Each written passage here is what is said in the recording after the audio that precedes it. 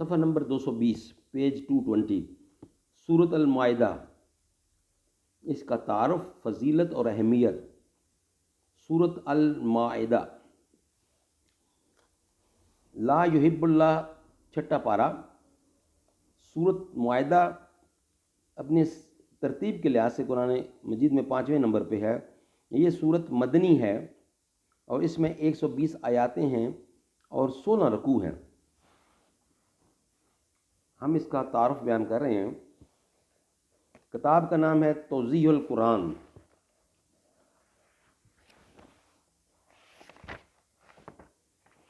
آسان ترجمہ قرآن تشریحات کے ساتھ، توضیح القرآن،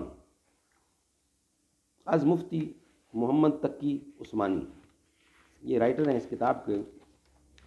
بسم اللہ الرحمن الرحیم، الحمد للہ رب العالمین والصلاة والسلام علی رسولہ محمد خاتم النبیین وعلی آلہ واصحابہ اجمعین وعلی من تبعہم بإحسان الی یوم الدین۔ سورۃ المائدہ، اس کا انٹروڈکشن ہے۔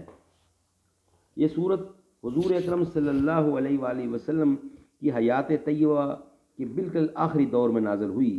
علامہ ابو حیان رحمۃ اللہ فرماتے ہیں کہ اس کے کچھ حصے صلح حدیبیہ، کچھ فتح مکہ اور کچھ حجۃ الوداع کے موقع پر نازل ہوئے تھے۔ اس زمانے میں اسلام کی دعوت جزیرہ عرب کے طول و عرض میں اچھی طرح پھیل چکی تھی۔ دشمنان اسلام بڑی حد تک شکست کھا چکے تھے اور مدینہ منورہ میں حضرت صلی اللہ علیہ وسلم کی قائم کی ہوئی اسلامی ریاست مستحکم ہو چکی تھی۔ لہٰذا اس صورت میں مسلمانوں کے سماجی، سیاسی اور معاشی مسائل سے متعلق بہت سی ہدایات دی گئی ہیں۔ سورت کا آغاز اس بنیادی حکم سے ہوا ہے کہ مسلمانوں کو اپنے عہد و پیمان پورا کرنے چاہیے۔ اسی بنیادی حکم میں اجمالی طور پر شریعت کے تمام احکام آ گئے ہیں، چاہے وہ اللہ تعالیٰ کے حقوق سے متعلق ہوں یا بندوں کے حقوق سے متعلق۔ اس ضمن میں یہ اصول بڑی تاکید کے ساتھ سمجھایا گیا ہے کہ دشمنوں کے ساتھ بھی ہر معاملہ انصاف کے ساتھ ہونا چاہیے۔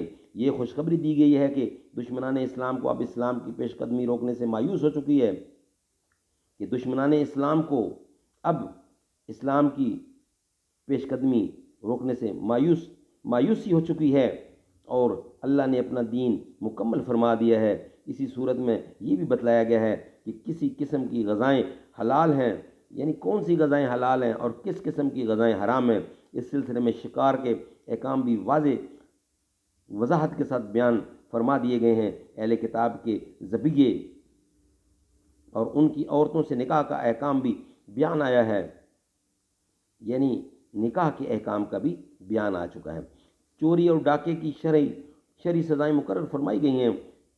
کسی انسان کو ناحق قتل کرنا کتنا بڑا گناہ ہے، اس کی وضاحت کرتے ہوئے حضرت آدم علیہ السلام کے 2 بیٹوں حابیل اور قابیل کا واقعہ ذکر کیا گیا ہے۔ شراب اور جوئے کی صریح الفاظ میں حرام قرار دیا گیا ہے، یعنی شراب اور جوئے کو۔ وضو اور تیمم کا طریقہ بتایا گیا ہے۔ یہودیوں اور عیسائیوں نے کس طرح اللہ تعالیٰ سے کیے ہوئے عہد کو توڑا، اس کی تفصیل بیان فرما دی گئی ہے۔ مائدہ عربی زبان میں دسترخوان کو کہتے ہیں جس پر کھانا کھاتے ہیں۔ اس سورت کی آیت نمبر 114 میں یہ واقعہ بیان ہوا ہے کہ حضرت عیسیٰ علیہ السلام سے ان کے متبعین نے یہ دعا فرمانے کی گنجائش کی، یعنی حضرت عیسیٰ علیہ السلام سے ان کے متبعین نے یہ دعا کرنے کی فرمائش کی تھی کہ اللہ تعالیٰ ان کے لیے آسمانی غذاؤں کے ساتھ ایک دسترخوان نازل فرمائے۔ اس واقعہ کی مناسبت سے اس سورت کا نام مائدہ یعنی دسترخوان رکھا گیا ہے۔ اللہ تعالیٰ ہمیں اس پہ عمل کرنے کی توفیق عطا فرمائے۔ کرو مہربانی تم اہل زمین پر، خدا مہرباں ہوگا عرش بری پر۔